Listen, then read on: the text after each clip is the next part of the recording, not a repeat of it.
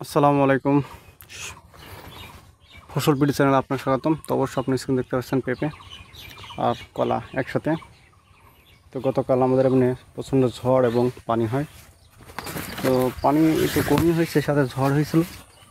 একটু ভয়ের মধ্যে ছিলাম যে কলা আছে, কলা হয়তো ভেঙে যেতে পারে, আর সাথে পেঁপে আছে।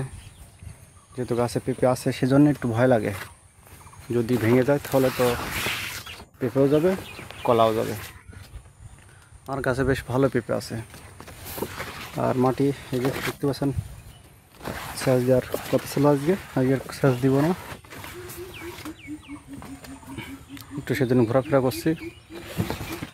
দেখছি যে কোনো সাইডে পেঁপে গাছ ভেঙেছে কিনা বা কলা গাছে কোনো ক্ষয়ক্ষতি হয়েছে কিনা।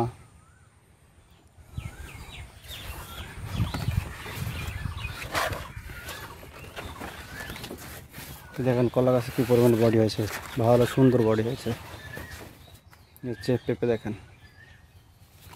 কলা গাছে বডি দেখেন, সুন্দর বডি।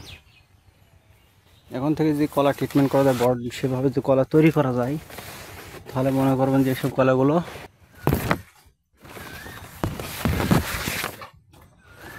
আমি দেখছি ঘুরে ফিরে যে কোনো কলা গাছ ভেঙেছে কিনা বা কোনো পেঁপে গাছ ভেঙেছে কিনা। যাক, আল্লাহর রহমতে একটাও ক্ষতি হয়নি। তো পেঁপে গাছে পেঁপে অবশ্যই দেখছেন, অনেক পেঁপে আছে। তো সেচ দেওয়ার কথা ছিল শুক্রবার, কিন্তু আজকে শুক্রবার সেচ দেবো না, এখন আপাতত 2টা দিন পর আবার সেচ দেবো।